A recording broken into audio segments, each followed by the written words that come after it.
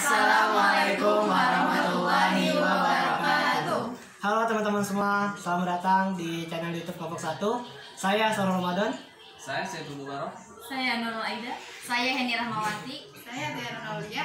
Saya Tiara Nafila. Akan mempersembahkan sebuah video hasil webinar kemarin. Mohon dicek videonya. Selamat menonton. Dadah.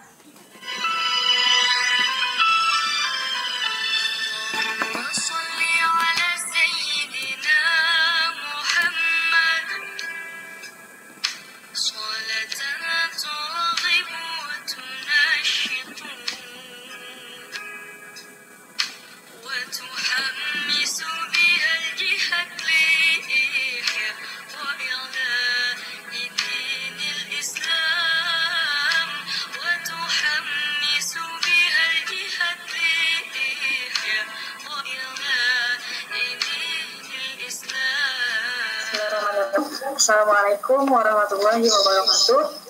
Selamat siang dan selamat datang kami ucapkan kepada para peserta dan tamu undangan dalam webinar STAI Al-Hikmah Jakarta yang diselenggarakan pada hari ini, Kamis 23 Juli 2020. Puja dan puji syukur marilah kita panjatkan kehadirat Allah Subhanahu wa Ta'ala, karena dengan rahmatnya lah kita dapat mengikuti kegiatan webinar pada siang hari ini dengan keadaan sehat walafiat dan tidak kurang satu apapun. Ya, webinar kali ini memiliki tema yang sangat menarik, yaitu strategi kaum milenial terhadap problematika pendidikan di masa new normal. Sebelumnya, izinkan saya menyampaikan satu buah pantun terlebih dahulu. Lontong sayur di meja makan, untuk sarapan di pagi cerah ini. Selamat datang saya ucapkan untuk semua yang ada di sini. Ya, baik, perkenalkan, nama saya Tiara Nafila, mahasiswi dari STAI Al-Hikmah Jakarta, sebagai host di acara ini. Ya, hadirin yang saya hormati, izinkan saya menyampaikan beberapa pengumuman terkait dengan tata tertib peserta yang mengikuti webinar kali ini. Yang pertama, selama acara berlangsung, peserta wajib setting audio mute, kecuali ketika dipersilakan berbicara oleh host atau moderator. Yang kedua, peserta dapat mengajukan pertanyaan setelah dipersilakan. Yang ketiga, peserta yang mengajukan pertanyaan wajib menyalakan video maupun audio ketika dipersilakan berbicara. Yang keempat, dimohon untuk tidak meninggalkan acara ini selama diskusi berlangsung. Yang keempat, dilarang melakukan dan membahas hal yang bersifat sara dan aktif, baik itu dalam obrolan langsung maupun chatbox. Dan yang terakhir, panitia acara berhak mengeluarkan peserta dari acara ini bila dianggap mengganggu jalannya diskusi. Baik, dan telah hadir bersama kita di sini yang terhormat Bapak Dr. Haji Taufik Abillah Syukur MA dan Bapak Dr. Suhada SAG MAG. Dan berikut ini adalah biodata biografi dari kedua narasumber kita pada siang hari ini.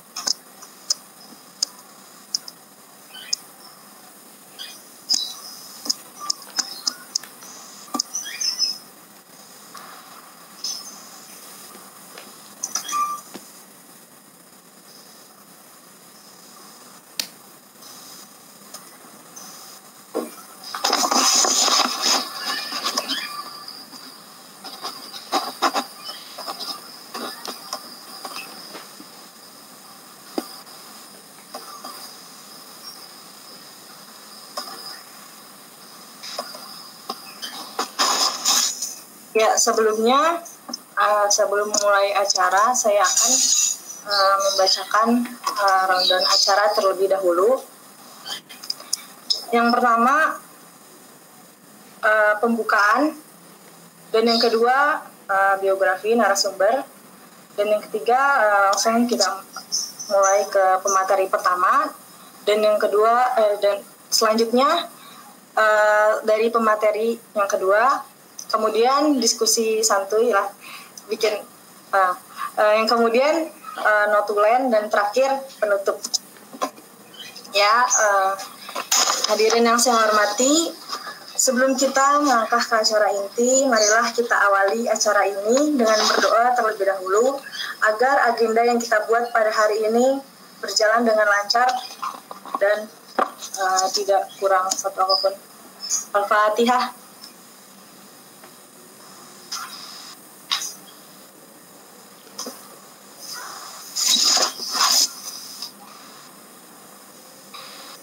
Selesai. Baik, acara selanjutnya saya serahkan kepada moderator kita, Syarul Ramadan. Waktu dan tempat dipersilakan. Assalamualaikum warahmatullahi wabarakatuh. Terima kasih Saudari Tiara yang sudah memberikan waktu dan tempatnya kepada saya. Perkenalkan, nama saya Syarul Ramadan. Saya dari PAI 4B kelompok 1, Administrasi Supervisi Pendidikan. Sebelum kita melangkah ke acara yang lebih lanjut, kita ketahui dari tersebut menyampaikan beberapa tata tertib yang harus disampaikan, yang harus dilaksanakan oleh para audiens. Sebelum melangkah ke acara inti, saya mengucapkan banyak terima kasih pada dua narasumber kita, yaitu yang terhormat Bapak Dr. Taufik Haji Abdillah Syukur MA, dan yang kedua yang saya hormati Bapak Dr. Suhada SAG MAG yang sudah meluangkan waktunya untuk menghadiri acara webinar kami. Sebelum kita mulai, sebelum saya serahkan ke narasumber, saya akan membahas sedikit tentang supervisi pendidikan. Apalagi sekarang banyak sekali problematika pendidikan, baik yang dirasakan oleh murid, baik dirasakan oleh guru maupun orang tua itu sendiri. Dari berbagai macam problematika pendidikan di Indonesia khususnya, ternyata ada beberapa macam bidang-bidang yang melakukan berbagai strategi. Contohnya yang pertama melakukan evaluasi, melakukan catatan terhadap tenaga kerja dalam melakukan sistem pendidikan, apalagi sekarang di dalam era new normal. Di dalam strategi ini terdapat banyak kendala. Yang pertama terjadinya kendala komunikasi, yang kedua kendala dalam metode pembelajarannya, terus yang kedua adalah penyampaian materi dan biaya juga menjadi beberapa indikator problematika pendidikan yang sekarang terjadi. Selanjutnya, sebelum saya serahkan ke narasumber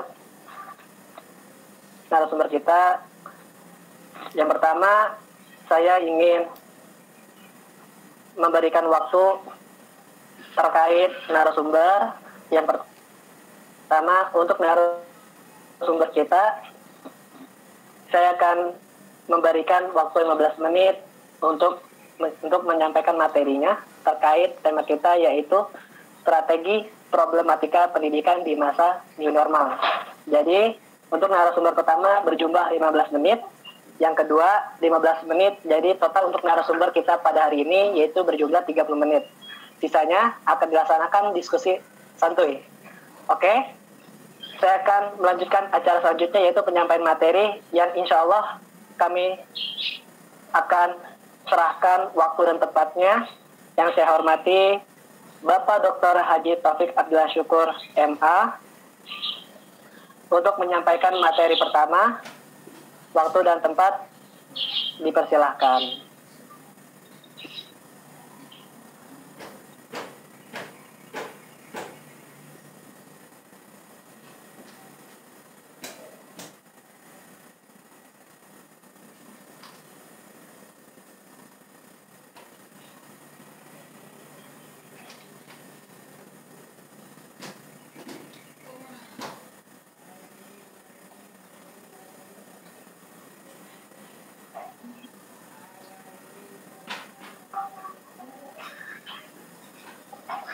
Yang saya hormati Ustadz Taufik Abdillah Syukur. Kasih dulu kah? Ustadz, yang kasih dulu ya. Iya Ustadz. Ada Pak Suhada tuh yang presentasi. Iya, saya lagi mau buka Ah. PowerPoint ini. Buka PowerPoint dulu. Oke, oke. Jadi Pak Mubin, saya dulu Pak Mubin. Pak Mubin, saya dulu ya. Oke, terima kasih. Ya. Oke. Ya. Sebelumnya mari sama-sama kita bacakan suratul Fatihah. Mudah-mudahan kepada guru-guru kita, orang tua kita, mudah-mudahan mereka dalam sehat walafiat. Mudah-mudahan ilmu yang akan kita peroleh ini menjadi barokah buat kita semuanya. Amin ya rabbal alamin. Al-Fatihah. A'udzubillahi minasyaitonirrajim. Bismillahirrahmanirrahim. Alhamdulillahirabbil alamin. Ar-Rahmanir-Rahim. Maliki yaumiddin. Iyyaka na'budu wa iyyaka nasta'in. Ihdinas siratal mustaqim. Shiratal ghairil maghdubi 'alaihim waladdallin. Amin. Baik. Ini saya lihat dari judulnya adalah strategi kaum milenial terhadap problematika pendidikan di masa new normal.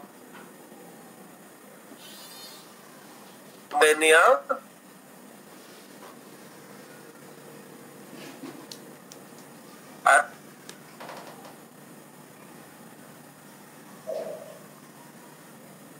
itu biasanya disebut dengan generasi Y atau orang yang lahir biasa antara kisaran tahun 80 sampai 2000-an. Ya. Jadi kalau saya ini lahir tahun 70-an, lahir tahun 70-an itu bukan generasi milenial berarti, ya. Berarti kalau saya ini generasi di atas milenial atau tanda kutip generasi tua lah gitu ya. Nah, yang tahun 80 sampai 2000-an ini milenial. Makanya biasanya generasi muda milenial itu berumur kurang lebih kalau sekarang ini 17 sampai 37 tahun. Milenial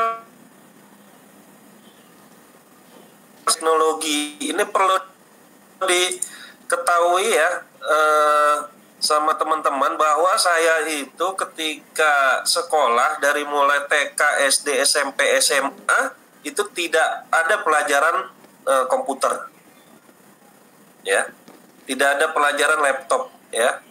Memang dan saya baru kenal internet itu ketika saya kuliah, ya, itu di akhir tahun 98, 99, 2000 lah. Itu baru saya kenal internet, ya, kenal internet. Jadi apa? Jadi boleh dibilang gaptek lah untuk masalah teknologi, ya. Tapi kalau mereka yang lahir tahun 2000-an seperti kalian,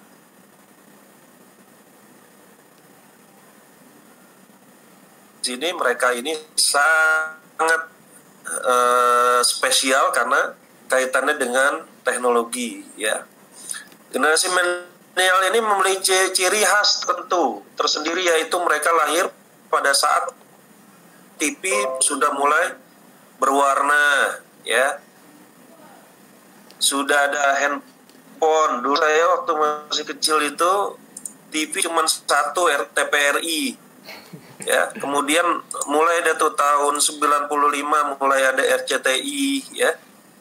Ada Sidul anak sekolahan itu, ya. Mulai dari tahun 95. Handphone belum ada, handphone dulu masih gede handphonenya. Buat nimpuk itu apa, ngusir binatang gitu, ya. Dulu gedenya gitu. Terus juga dulu anak-anak dulu nggak kenal tuh teknologi, makanya anak sekarang ini kurang tertarik dengan apa namanya, walaupun sekarang ini lagi musim layangan gitu ya, tapi anak-anak sekarang ini luar biasa, ada layangan putus nggak dikejar sama dia, ya. Didiemin aja. Wah, kalau saya dulu waktu kalau layangan putusnya berapa kilo dikejar, terus dikejar, lari. Itu menandakan bahwa luar biasa nih zaman sekarang nih, ya. Kemudian berkisar 17 sampai 30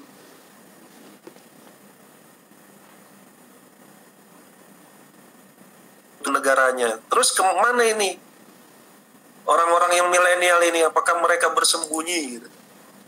Nah, ini nggak bersembunyi, ya.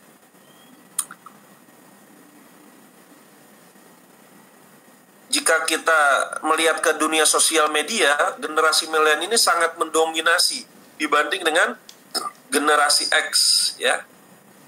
Dengan kemampuan di dunia teknologi, ya, dan sarana yang ada, generasi milenial ini belum banyak yang sadar dan peluang yang ada di hadapan mereka, gitu. Nah, ini yang kita akan pelajari daripada strategi-strategi kaum milenial nih, bagaimana menghadapi apa? Menghadapi problematika pendidikan, ya. Nah, ciri-ciri kaum milenial itu apa sih ciri-cirinya, ya? Ciri-cirinya. Yang pertama kan kalau milenial itu no gadget, no life, ya. Nggak ada gadget berarti nggak ada kehidupan, ya. Karena semuanya di situ, ya. Dari mulai nge-share link untuk Meet, ya. Dia bikin undangannya Canva, ya. Transfer GoFood di handphone, ya. Kemudian chat Facebook, Instagram, semuanya, sampai ngaji pun di handphone semuanya. Nah, cirinya tuh begitu, no gadget, no life, ya. Ini ciri kaum milenial, ya. Terus cirinya yang kedua adalah suka dengan yang serba cepat dan instan. Segalanya pengen cepat, pengen instan, ya. Makan sekarang gampang banget dibutuhkan, ya. Pengen makan lontong sayur bisa tuh. Tadi puisinya kan tentang lontong sayur tuh.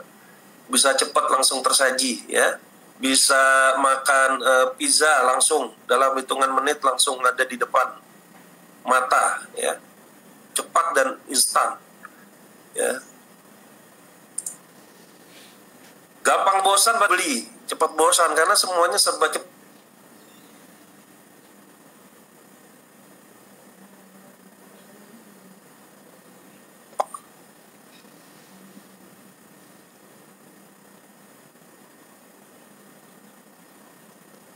Sekarang gampang, pembayaran non cash, nggak berasa ngitung-ngitung rupiah demi rupiah, ya, nggak berasa ngumpul kembalian, ya, uang-uang kembalian dikumpulin, ya, ditabung, ya. Dulu kalau masuk tol, kalau saya mau masuk tol itu dulu ngitung-ngitung, nih masuknya ada duitnya enggak, ya. Itu ngitung-ngitung dulu duitnya, recehannya dikumpulin dulu, gitu kan. Kalau misalnya kurang ya nggak masuk tol. Kalau di saldo di tab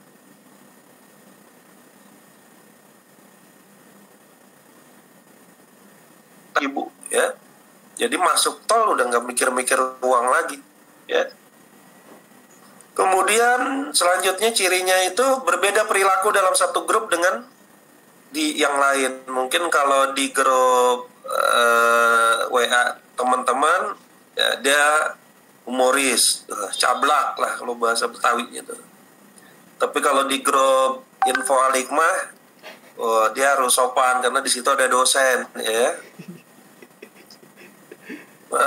Jadi punya banyak perilaku, berarti ada 10 grup perilakunya beda. Kemudian kelebihan orang milenial itu testing, ya, bisa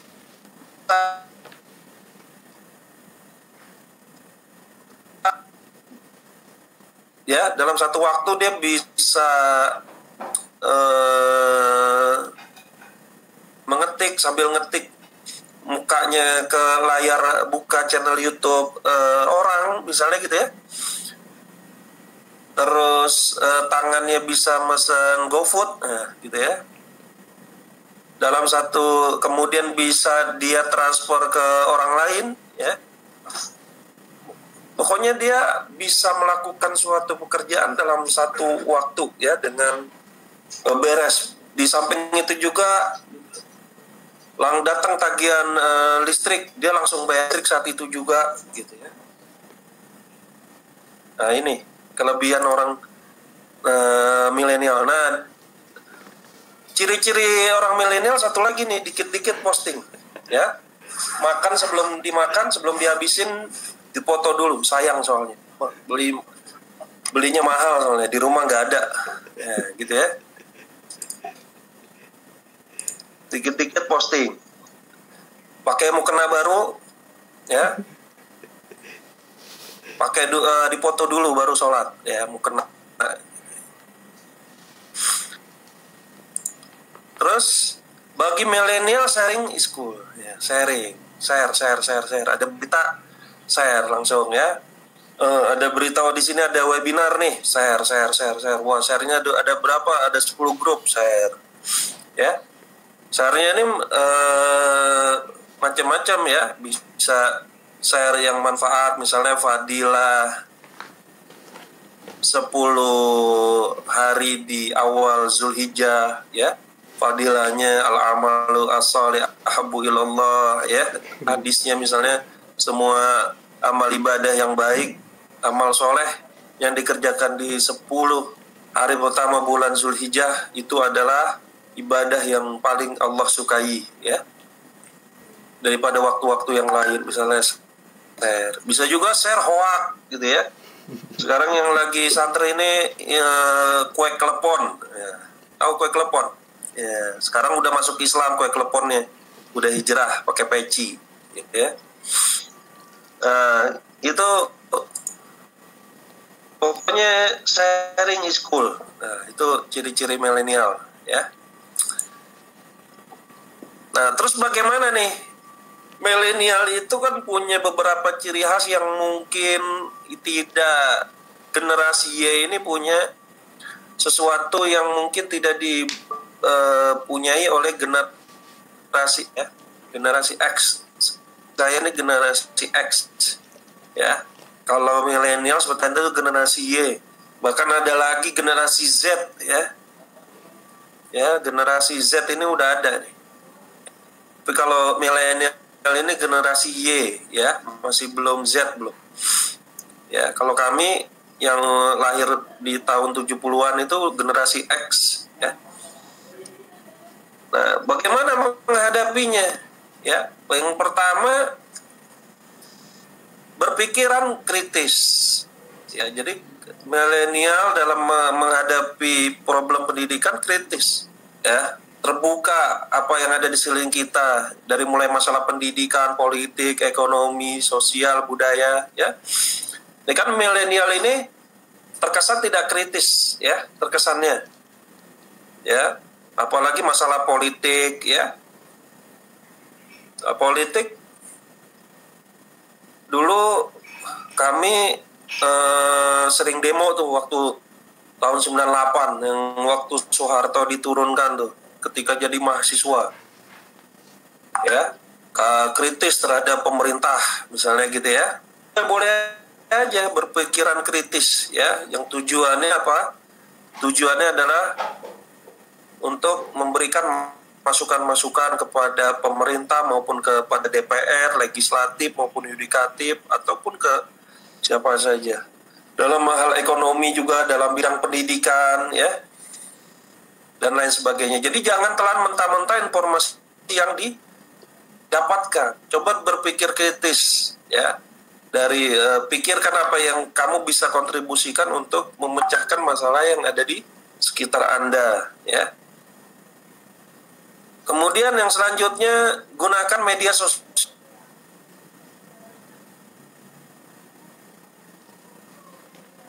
Karena media sosial, ya, bisa mendapatkan pahala, bisa mendapatkan dosa, bisa multiple marketing, multiple pahala, bisa juga multiple dosa, ya. Bagaimana nih menggunakan media dengan bijak, ya. Kemudian selanjutnya adalah bantu orang lain, ya.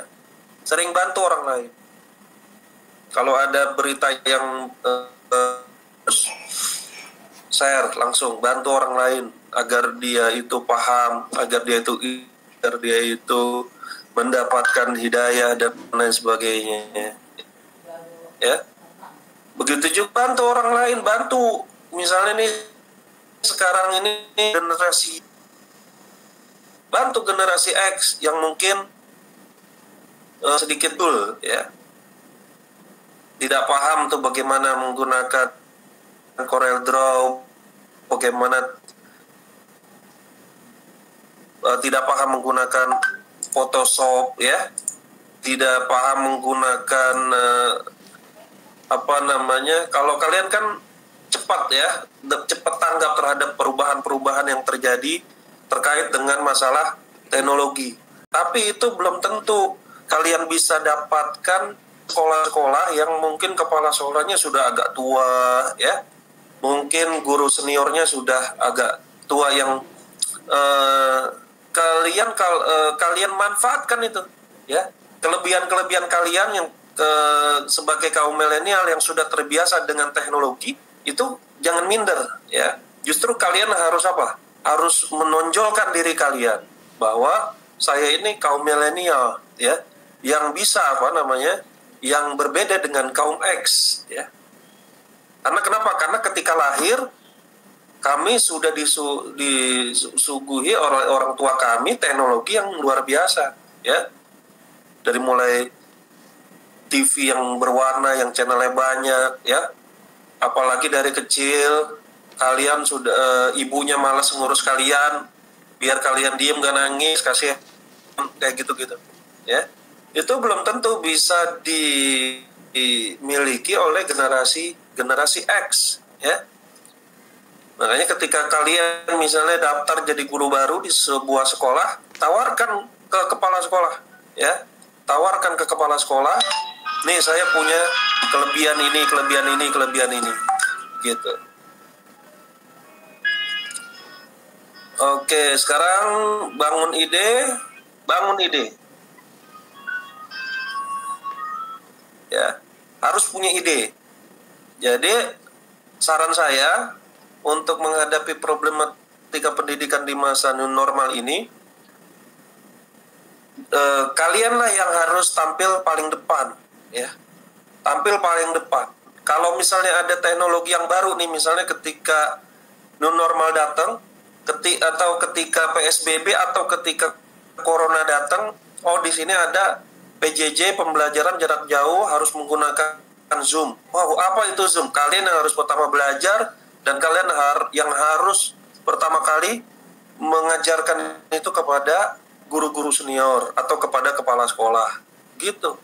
Tampil paling depan. Ini kayak saya sekarang ini baru pertama kali megang Google Meet, karena saya dari bulan Maret kenalnya hanya Zoom, ya, karena yang pertama kali saya kenal Zoom. Google Meet pertama kali ini saya. Makanya kalian yang harus memulai. Oh iya, ternyata sama isinya seperti Zoom dan lain sebagainya. Gitu juga nanti ada Google Chrome, ada Google, ada Drive, ada apa. Kenalin tuh kepala sekolah atau guru sebagainya. Belum banyak yang tahu, ya. Padahal pengetahuan itu mudah sekali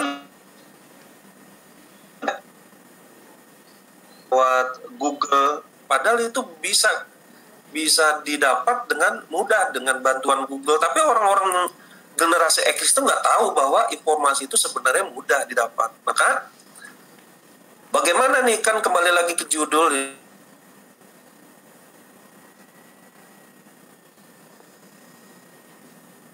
yang saya bilang, ya, dengan niat manfaat, ya, itu adalah solusi, insya Allah. Ya, ini kan mata kuliah supervisi, ya. Supervisi itu kan segala usaha yang dilakukan oleh pejabat sekolah atau dalam memimpin guru-guru ya untuk memperbaiki pengajaran ya, memperbaiki pertumbuhan dan perkembangan jabatan guru, kemudian menyeleksi, merevisi tujuan-tujuan pendidikan, merevisi bahan pengajaran, metode-metode mengajar nih, metode kan ini metode, salah satu metode mengajar PJJ dalam jarak jauh, mengajar jarak jauh adalah dengan metode seperti ini. Nah, metode-metode pengajaran yang seperti inilah yang seharusnya kaum milenial ini paling pertama maju. Ya, justru yang harus menyodorkan kepada generasi X itu kan kepala sekolah kebanyakan generasi X bukan Y, ya. Itu kalian yang tampil maju dengan terbalik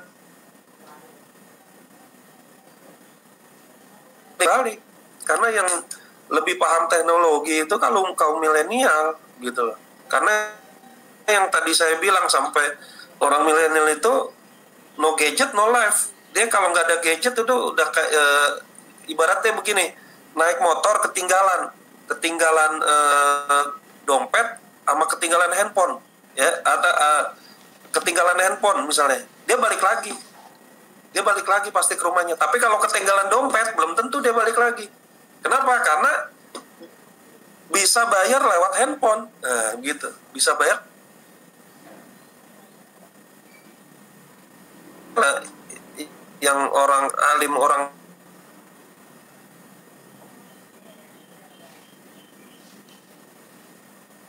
nggak balik lagi. Kenapa? Handphone gitu. Oke, jadinya apa? Jadinya normal ini definisinya udah jelas ya, melakukan protokol kesehatan. Jadi intinya adalah bagi kaum milenial bangun ide sekarang. Ide itu di sini dikatakan ide itu murah. Nggak apa-apa orang ngambil ide kita, yang mahal itu adalah eksekusinya ya. Jadi ide itu murah, yang mahal adalah eksekusinya ya.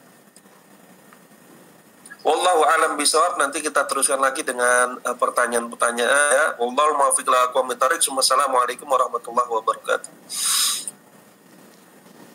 Waalaikumsalam warahmatullahi wabarakatuh. Terima kasih atas penyampaian narasumber oleh Bapak Dr. Haji Taufik Abdillah Suprema. Tidak lupa kita sampaikan bahwa materi ini sangat berperan penting. Ada yang disampaikan oleh narasumber pertama ini bahwa kalau kaum milenial ini adalah kaum yang memegang kendali bidang teknologi. Selanjutnya, untuk narasumber yang kedua yang saya hormati, untuk Bapak Dr. Haji Suhada SAG MAG untuk mengisi materi kedua. Waktu dan tempat dipersilahkan. Assalamualaikum warahmatullahi wabarakatuh. Waalaikumsalam warahmatullahi wabarakatuh. Bisa didengar suara saya ya? Bisa Pak, jelas, alhamdulillah. Oke.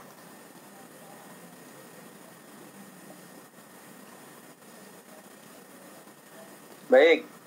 Ini saya ada kendala teknis terkait dengan tampilan slide saya. Para peserta bisa maklum ya.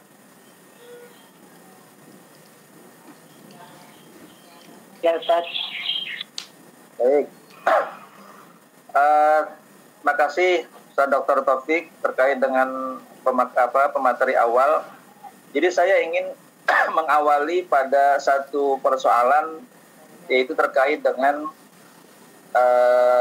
kaum milenial dan menghadapi pendidikan di masa normal dan problematikanya. Yang pertama,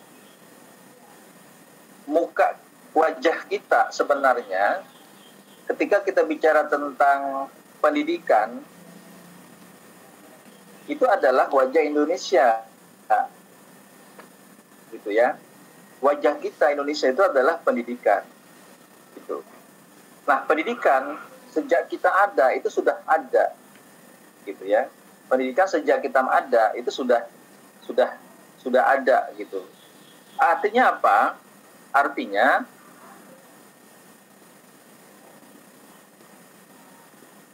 berbagai macam persoalan, problematika dalam pendidikan itu tidak hanya dirasa pada saat masa dulu, masa sekarang, dan masa yang akan datang. Itu pasti akan selalu ada. Kenapa? Karena memang itu nature, itu alamiah, gitu. Itu sunnatullah, gitu. Nah, persoalan ada klasifikasi, ada apa di masa zaman sebelum masa modern yang namanya masa klasik, kemudian masa keemasan dan masa modern, itu kan hanya pada persoalan perkembangan teori dalam pendidikan. Nah, kira-kira begitu. Nah, karena itulah maka yang harus dirumuskan pertama adalah apa sih sebenarnya pendidikan itu? Ya, sebelum kita nanti bicara masalah new normal. Pendidikan hakikatnya ada dua hal yang harus kita jadikan sebagai tolak ukur atau pegangan. Pertama adalah kita lihat dari sisi pendekatan atau asas epistemologis, ya. Yang kedua bicara masalah pendekatan yang bersifat ontologis atau metafisik. Gitu. Apa dua hal ini? Pendekatan epistemologis. Epistemologis ini maksud adalah kaitan dengan konsep kajian-kajian teori, metodologi, gitu, implikasi, implementasi. Ya. Tapi kalau bicara tentang metafisik, maka bicaranya kepada sumber daya itu sendiri adalah manusia, gitu ya.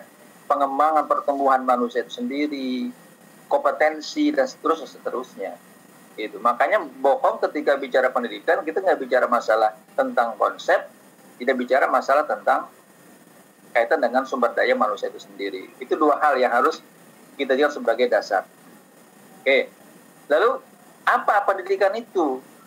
Gitu. Kalau kita lihat dari sisi epistemologi sudah, kemudian dari sisi ontologi sudah, maka kita harus bisa merumuskan pendidikan. Nah, itu banyak teori-teori yang menjelaskan kepada kita. Nah, satu yang bisa saya sampaikan di sini adalah pendidikan merupakan sebuah gabungan kejadian, ya, peristiwa yang senantiasa dinamis. Ini yang perlu dipahami. Ya, jadi adalah sebuah kolaborasi, penggabungan sebuah peristiwa yang sifatnya itu dinamis. Gitu. Nah, ini kan berdasarkan sama dengan prinsip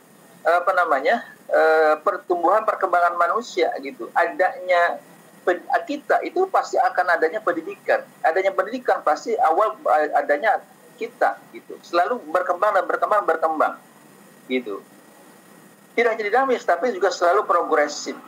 Yang kemudian berkesinambungan yang itu akan saling berintegrasi satu sama lain. Jadi kunci di sini adalah bahwa pendidikan itu bersifat dinamis, ya, peristiwa yang bersifat dinamis. Nah, nanti kita bicara problematika pendidikan dan kita sinkronkan dengan era new normal, gitu ya. Oke, itu baik, itu prinsip dasar pertama yang saya ambil ya. Adapun teori-teori lain mungkin nanti bisa dikembangkan oleh mahasiswa. Nah, lalu kita tidak mau bias dalam arti kita menghadirkan pendidikan. Apa yang bias itu? Kita harus punya dasar, kita harus punya satu kitab suci, gitu ya. Apa sebenarnya yang mendasari pendidikan dalam konteks keindonesiaan, itu. Nah, dasarnya adalah kalau saya ambil dalam slide saya adalah tidak ada lain Undang-Undang Dasar dan Pancasila. Pancasila dan Undang-Undang Dasar itu dasar dalam kita mau merumuskan apa itu pendidikan. Kita mau bawa kemana sebenarnya pendidikan kita. Kemudian yang kedua adalah apa fungsi. Nah, ternyata fungsinya adalah mengembangkan kemampuan yang membentuk watak peradaban bangsa yang bermartabat dalam rangka menciptakan bangsa. Oke, yang kita bisa ambil benang merah di sini adalah mengembangkan kemampuan, gitu, ya, dalam rangka membentuk watak dan peradaban bangsa yang bermartabat. Saudara sekalian, ini yang menarik di dalam fungsi dasar pendidikan kita di Indonesia. Jadi kita mau belajar di luar manapun, kita dibeasiswakan oleh pendana manapun, lalu kemudian ketika kita keluar, maka kita harus menjadi kita sendiri, gitu. Ya, dalam wawasan intelektual kita yang berotak-otak Jerman, yang berhati-hati Mekah, tapi jangan lupa kita adalah kulturnya adalah orang Timur. Peradaban bangsa kita harus kita junjung, gitu. Era milenial ini harus didasari oleh ini. Ya, ini kadang-kadang kita lupa ketika kita bicara tentang dunia masa revolusi industri 4.0 yang kita kenal dengan masa milenial, seakan-akan kita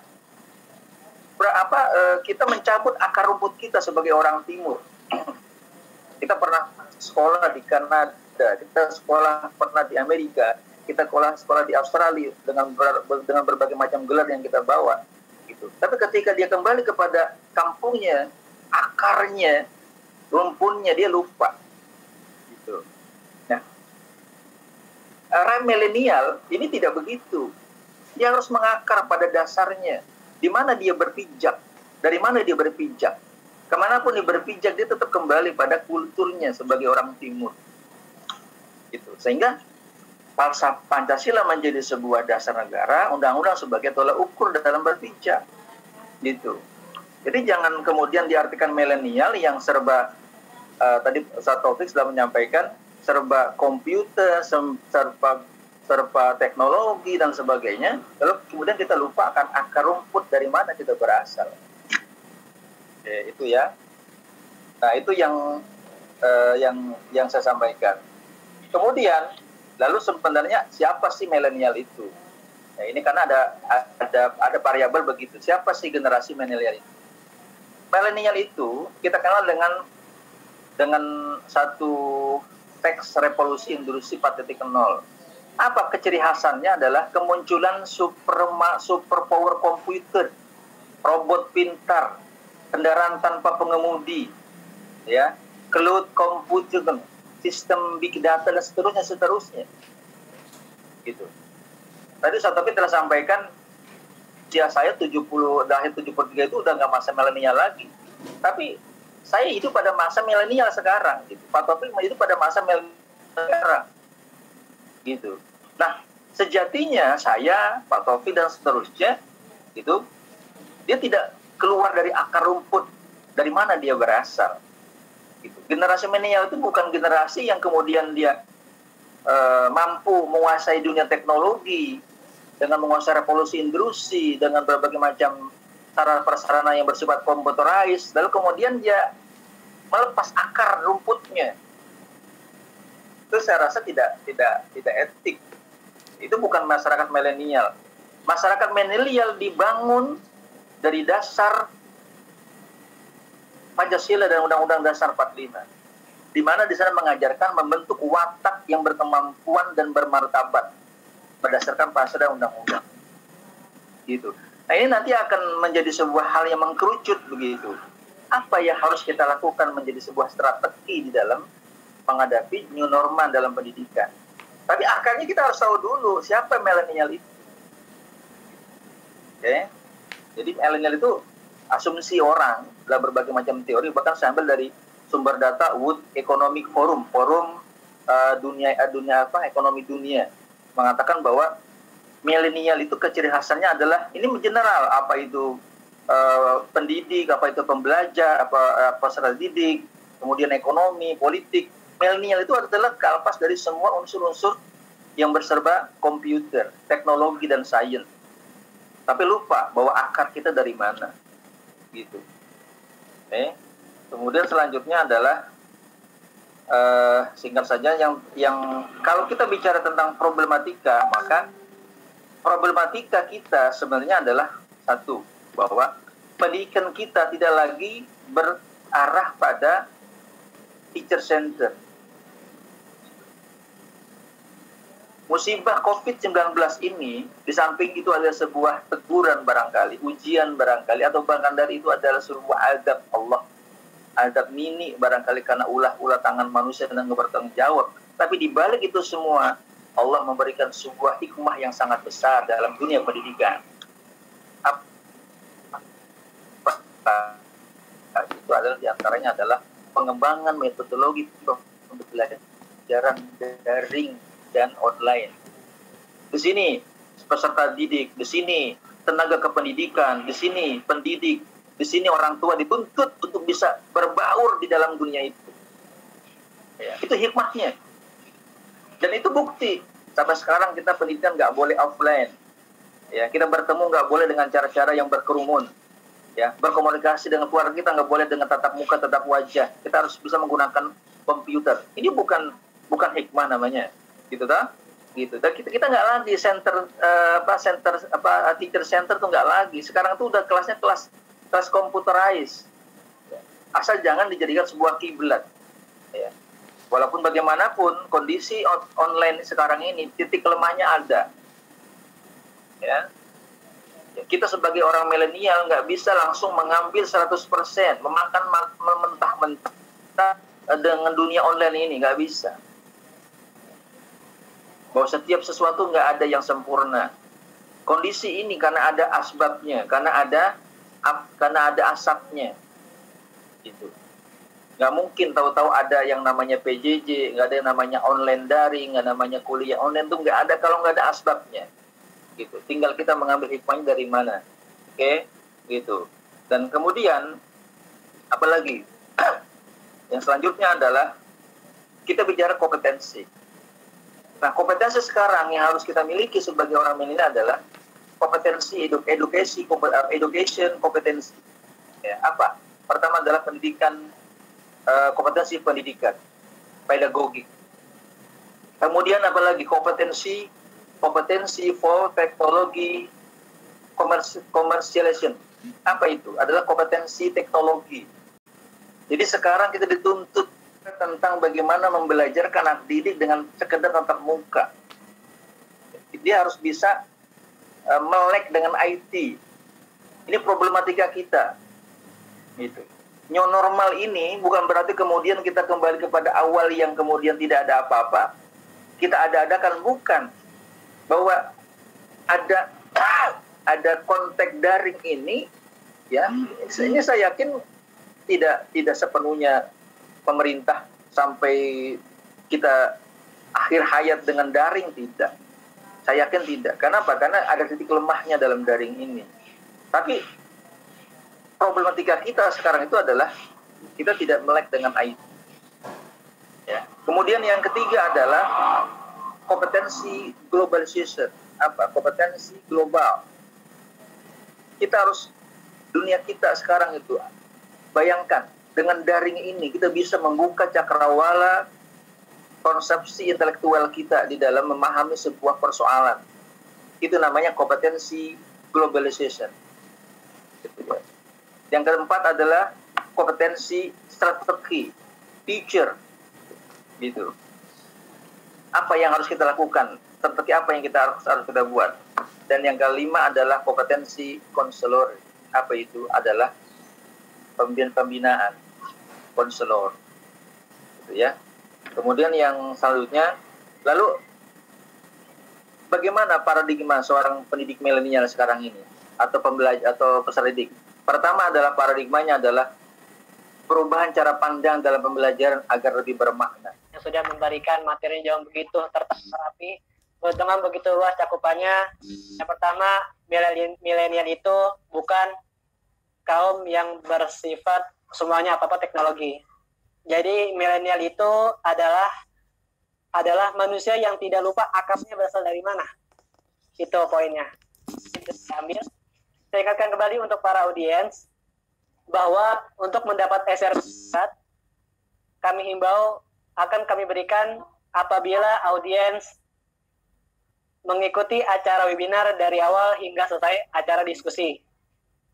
Oke. Selanjutnya saya sekali lagi mengucapkan banyak-banyak terima kasih kepada dua narasumber yang sudah memberikan materinya, yang sudah meluangkan waktunya. Kami sebagai moderator banyak mengucapkan terima kasih. Yang pertama, langsung kita beralih ke acara diskusi. Insya Allah akan kami buka sesi pertanyaan sampai jam 3 kurang. Jam 3 kurang, waktu masih sekitar 20 menit. Silakan yang ingin bertanya, para audiens, silakan untuk menyalakan video dan audionya dipersilahkan. Iya. Saya Tiara Nuraulia ingin bertanya, menurut narasumber dari supervisi sendiri, apakah ada perbedaan dan kesamaan strategi pendidikan di masa new normal? Terima kasih.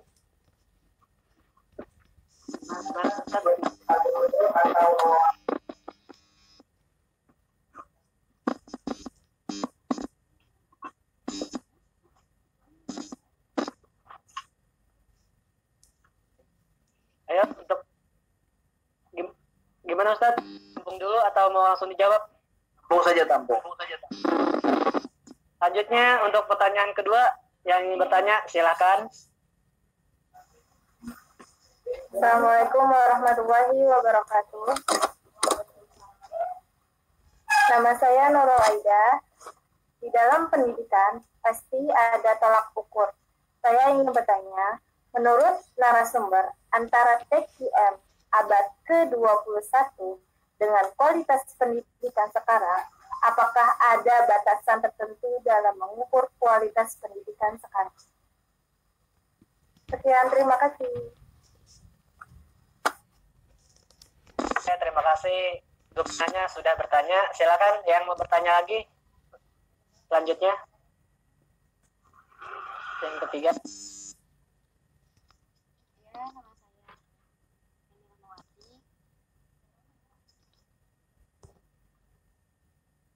Nama saya Heni Rahmawati. Saya ingin bertanya, menurut narasumber, di dalam dunia pendidikan sudah sejauh manakah efektivitas dalam berbasis digital di dalam dunia pendidikan pada saat ini? Terima kasih.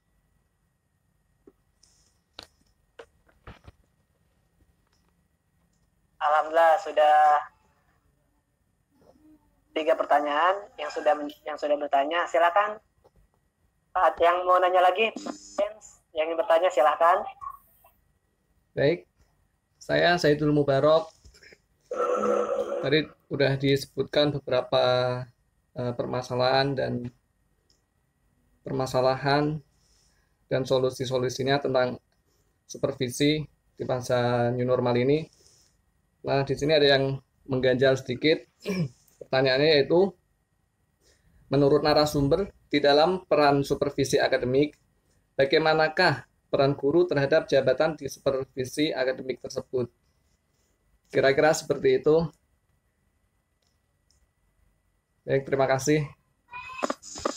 Oke. Terima kasih. Ustaz, untuk pertanyaan nomor 4, silakan diulang pertanyaannya. Menurut narasumber, di dalam peran pertanyaan nomor 4, Bang Saidul Mubarok, diulang pertanyaannya. Oh ya. Baik. Menurut narasumber, di dalam peran supervisi akademik, bagaimanakah peran guru terhadap jabatan di supervisi akademik tersebut?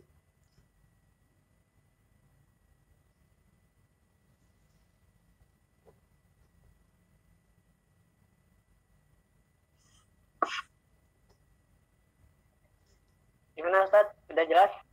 Ya, peran guru ya. Ya, Pak. Oke, terima kasih Bang Saidul Mubarok sudah berkenan untuk bertanya. Selanjutnya yaitu pertanyaan yang kelima. Silakan, ada yang mau ingin bertanya?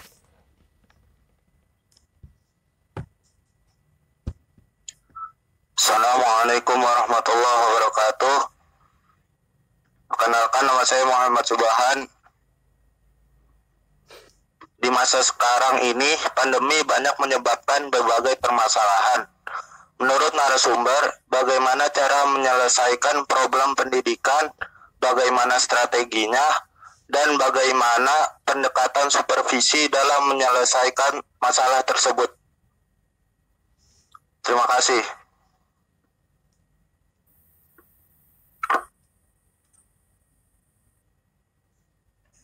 Gimana untuk narasumber Bapak Dr. Suhada dan Bapak Dr. Taufik? Mau menjawab atau mau tampung lagi? Ya udah banyak ini. Puyeng.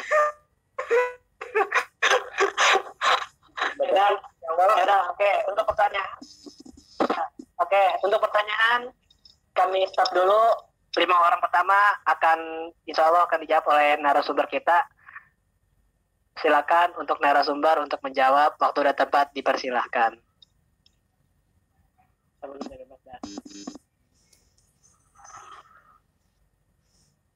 Taufik.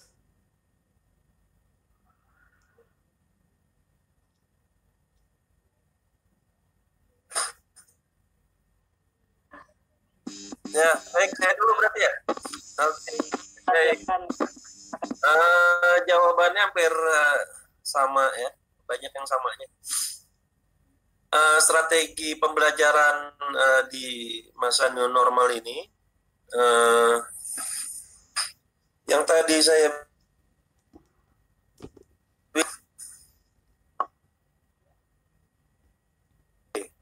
ya, ide-ide baru. Tapi ide itu murah, ya. Yang mahal itu apa? Yang mahal itu adalah eksekusinya. Jadi kalian banyak ide-ide, tampilkan tuh ide-ide tersebut, ya. Kalian perkenalkan kepada siapa?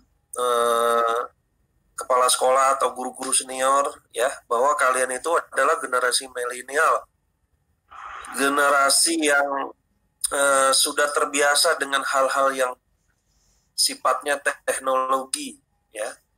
Jadi jangan apa namanya tuh, jangan minder, ya. Jangan minder, ya. Apa yang kalian bisa tunjukkan, ya.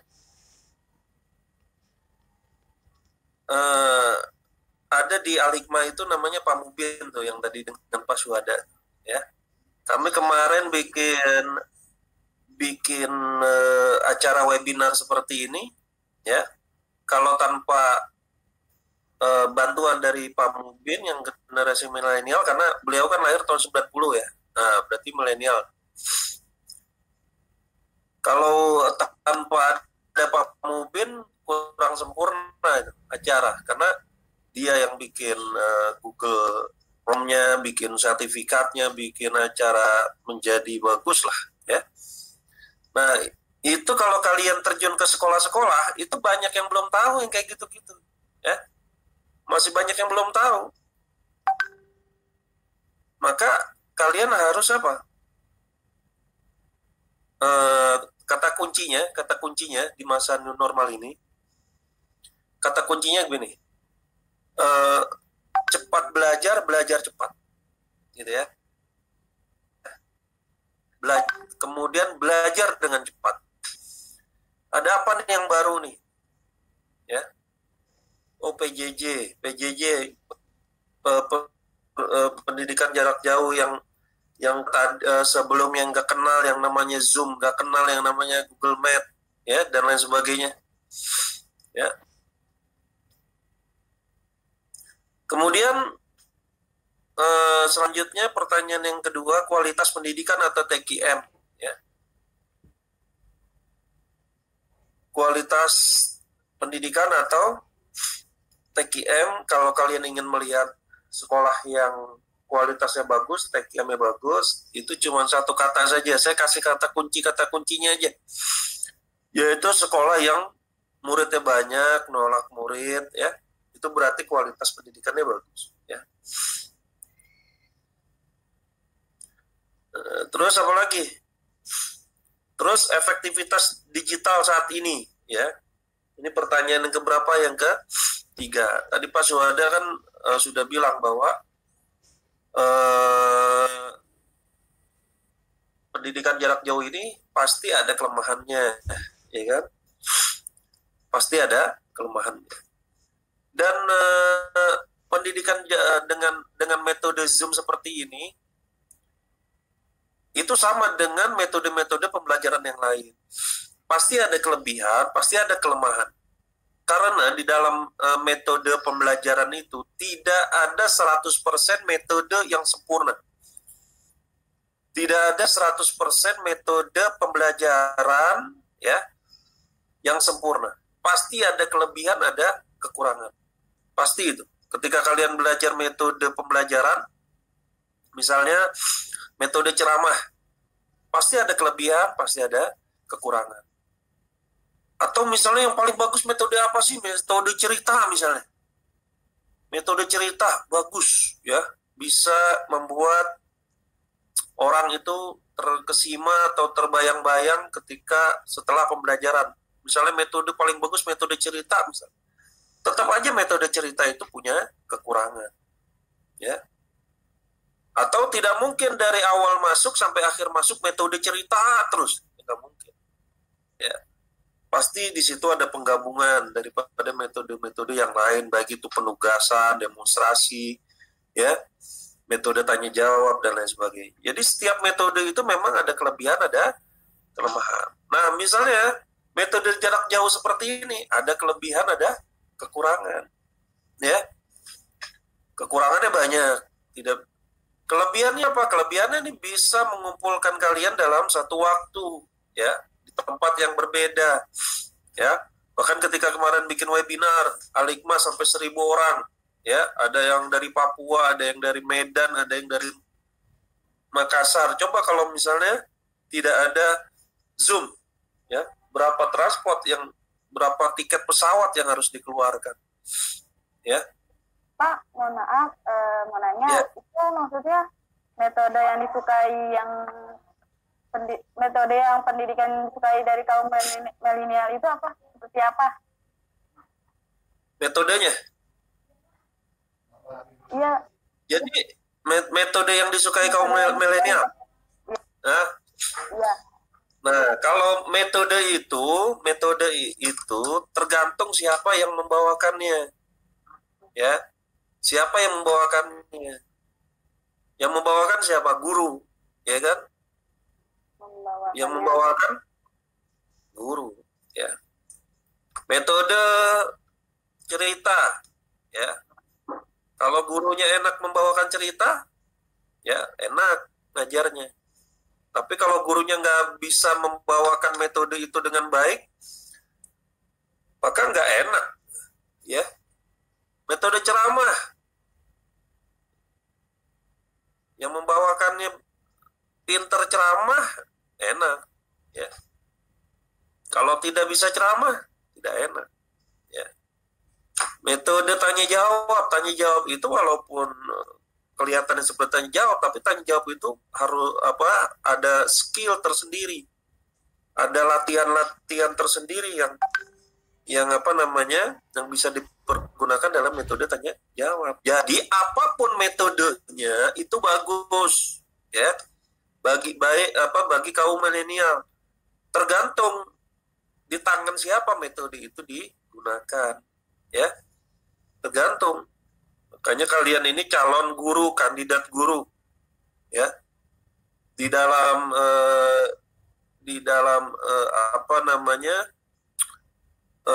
kalau kalian belajar dasar-dasar pendidikan, ya, itu ada 5 unsur dalam pendidikan, ya. Yang pertama harus ada tujuan, yang kedua harus ada guru, harus ada murid, ya. Kemudian harus ada kurikulum, kemudian harus ada metode, ya, harus ada fasilitas, ya. Ini 6 unsur ini harus ada dalam suatu pendidikan. Yang pertama tujuan, ya. Yang kedua adalah guru, yang ketiga adalah murid, yang keempat adalah kurikulum, yang kelima metode, ya.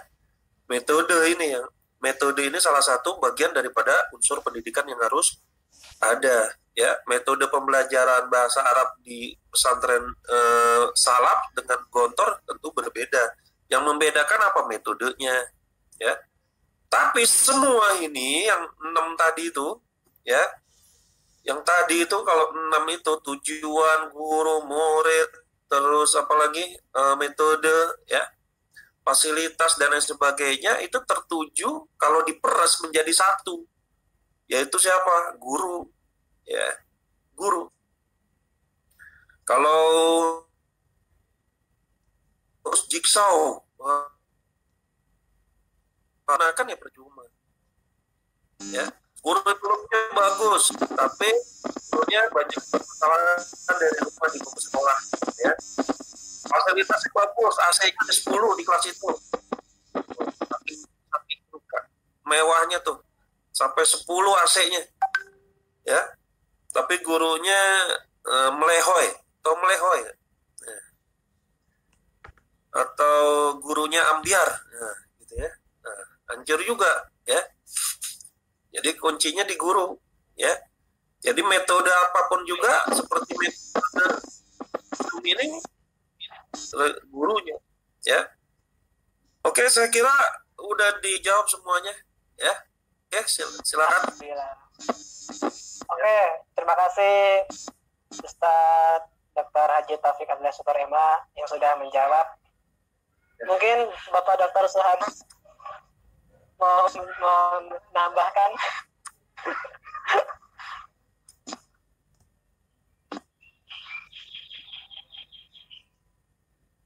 Suaranya dimut, Pak. Suaranya dimut. Baik, Dr. terima kasih. Dengar ya? Jelas. Baik. Saya menambahkan dari yang disampaikan Ustaz Taufik. Jadi bicara tentang perbedaan strategi di zaman normal dengan biasa ya. Begini, strategi itu sama halnya dengan metodologi di dalam bagi seorang guru ketika dia mempraktikkan pembelajaran. Jadi sifatnya adalah kondisional, ya. Nah, persoalannya adalah bagaimana sebenarnya insting gitu, feeling seorang pendidik ketika dia melihat kondisi proses pembelajaran itu, ya. Karenanya maka betul kata Ustaz Taufik, tidak ada sebuah strategi yang dianggap paling paten, paling jitu, paling mutakhir dari metodologi strategi lainnya. Setiap strategi, metodologi itu pasti punya sisi lebih, punya sisi kurangnya. Hingga persoalannya bagaimana insting seorang guru itu tadi melihat kondisi untuk bisa menerapkan strategi. Nah, kaitan dengan pandemi, kalau bicara apakah ada perbedaan, iya, pasti ada perbedaannya. Satu di antaranya adalah kita gunakan sekarang dengan strategi kita melalui online. Apa yang kita lakukan dalam online? Tadi Saudara Sarul dalam awal-awal dia sudah menyampaikan persiapan host-nya, lalu menyiapkan teknis ketika dia mau masukkan link-nya dan sebagainya. Ini salah satu yang bisa membedakan antara strategi melalui online dan secara offline. Itu sudah jelas. Jadi lagi-lagi kuncinya adalah insting dan feeling seorang guru ketika dia melihat kondisi seperti itu. Ya, itu pertama. Yang kedua terkait dengan Nurul Aida, pola ukur pendidikan abad 21 yang sekarang. Begini, tadi kan saya katakan bahwa pendidikan itu lahir sejak manusia itu lahir. Ya. Jadi ketika kita bicara pendidikan itu ada, maka kita jangan bicara, kita tidak cukup hanya bicara hanya materi pelajaran gitu, tidak. Unsur-unsur tadi yang Ustaz Taufik sampaikan dan 6 tadi itu harus ada di situ, konsepsi unsur pendidikan. Jadi ketika kita bicara tentang abad dan sebagainya, sebenarnya itu saja, gitu. Itu saja. Cuma memang kita harus bermuara pada tadi yang saya sampaikan pada saudara saya, bahwa kita mau bagaimanapun kita mewarnai pendidikan kita nggak boleh keluar dari akar kita dalam pasal, dalam undang-undang dan dalam Pancasila kita. Itu yang penting tolak ukurnya. Ya. Abad 21 dikenal dengan abad milenial misalnya. Lalu kita konsepsikan aja apa itu milenial. Tadi udah disampaikan gitu ya. Apakah ada titik perbedaannya? Kalau menurut saya metodologi itu saja, strateginya itu saja. Cuma mungkin polesannya yang berbeda, ya, polesannya yang berbeda, titik tekannya yang berbeda, warnanya yang berbeda, gitu ya. Di samping bahwa dinamisasi dalam kita mendidik, memberikan pembelajaran pada anak itu harus berwarna, harus dinamis. Lalu kemudian bagaimana peran guru terhadap apa namanya tadi saya kurang paham. Peran guru gini, guru yang baik itu sebenarnya guru yang memahami tugasnya, kompetensi personal, kompetensi pedagogi, kompetensi sosial, kompetensi profesional itu tidak bisa lepas, gitu, ya. Peran guru di situ, ya. Jadi sikap personalnya dia harus memiliki kompetensi yang tiga tadi itu, ada kompetensi pedagogik, ada kompetensi sosial, dan kompetensi profesional. Personal itu adalah kiblatnya, itu dasarnya. Dia harus bisa mengembangkan diri pada kompetensi pedagogiknya. Jadi peran guru itu di dalam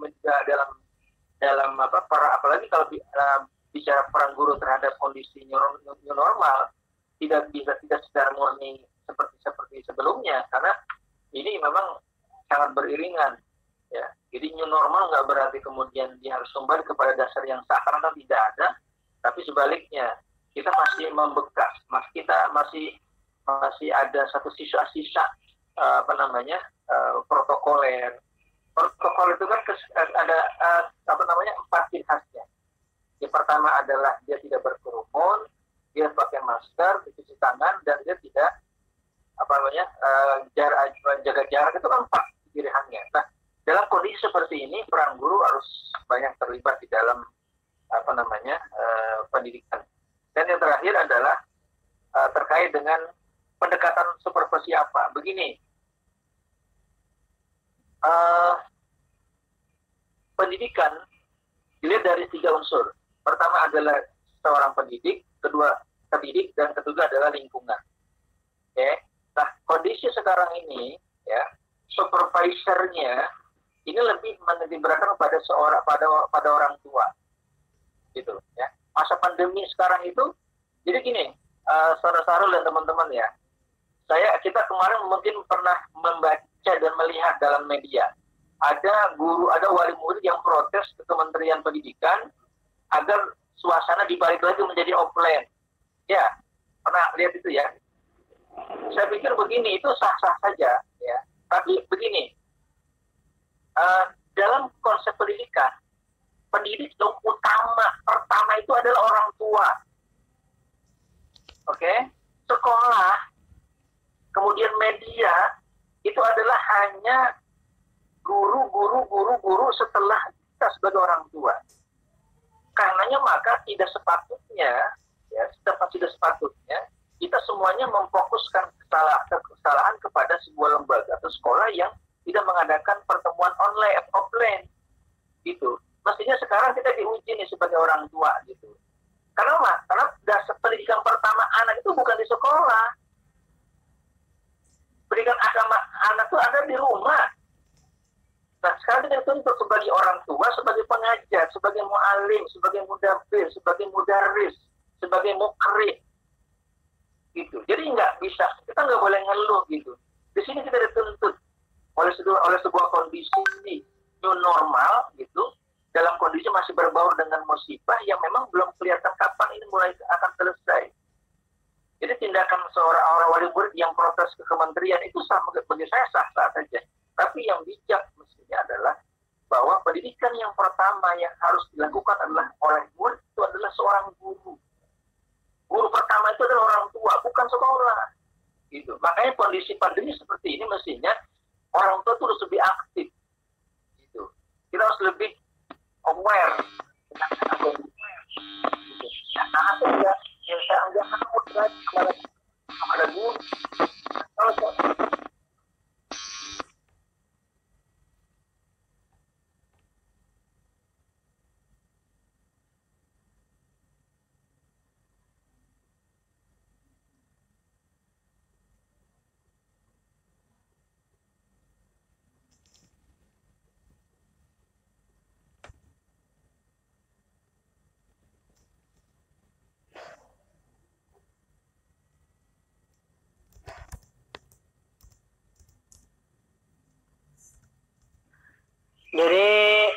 para audiens, mohon maaf kendalanya ternyata ada di bagian koneksi antara narasumber dengan Google Meet-nya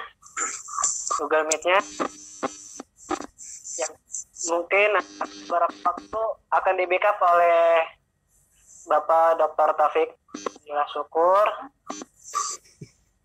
untuk menghandle terlebih dahulu Ustaz. Ya. Sarul. Ya, ini saya ada error dikit karena ini waktunya sudah mulai ada isyarat namanya panas gitu ya. Jadi kalau kita tuntas jadi nanti waktunya ya Sarul ya. Oke, intinya adalah bahwa masa pandemi ini mengharuskan seorang guru seorang orang tua harus menjadi seorang guru. Gitu. Ya. Jadi efektifnya adalah bukan kita nyerahkan kepada seorang guru di sekolah, tapi kita orang tua harus menjadi lagi kembali kepada orang tua yang menjadi guru pertama bagi anak-anak kita. Itu kunci pandemi. Pendekatan yang supervisa pertama adalah seorang guru adalah orang tua itu sendiri. Sehingga kita nggak kelabakan bahasa Betawinya itu kalau nggak gara-gara COVID nggak bisa begitu, kira-kira begitu. Oke, makasih banyak Pak Sarul ya, dan yang lainnya saya mohon pamit ya. Alhamdulillah, terima kasih. Ya, saya mohon pamit, mohon maaf kalau ada kekurangan, nanti kita tidak lanjut, kita push kalau nanti ada yang kurang kuat. Baik, terima kasih Pak. Awalan Ustaz Taufik. Maliko, Assalamualaikum warahmatullahi wabarakatuh.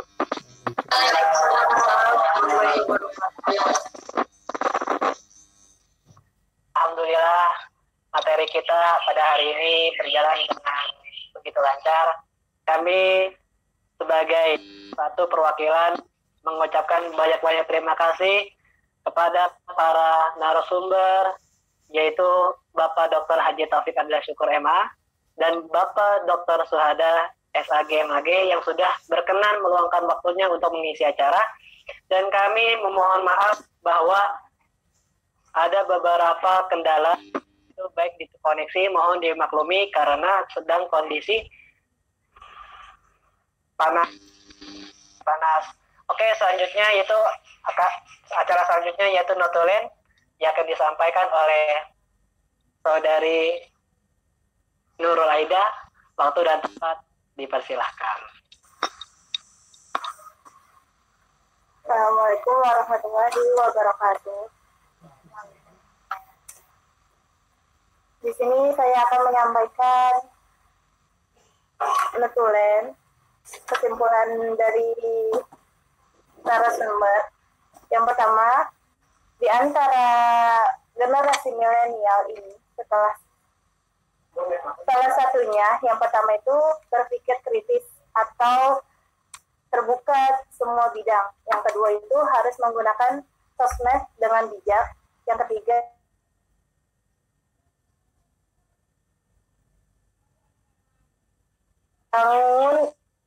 atau maksudnya kami sebagai kaum milenial ini yang harus memulai atau mempelajarinya.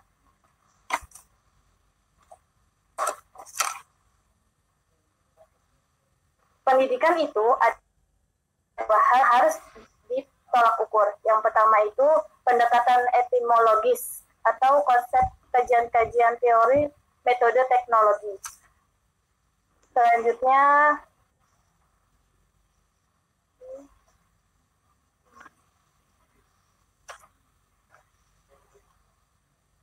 zaman milenial adalah konsep tinggal yang beragama mengaplikasikan teori kemampuan lintas budaya atau disebutnya akuntabel.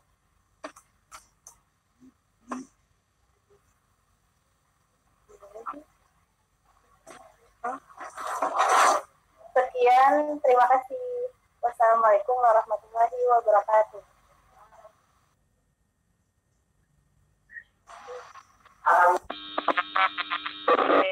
Notulen dari saudari Nurul Aida yang sudah menyampaikan kesimpulan dari kegiatan kita pada siang hari ini. Untuk acara selanjutnya, baik, alhamdulillah telah selesai acara kita pada siang hari ini, dan terima kasih kepada kedua narasumber kita yang sudah mengisi materinya.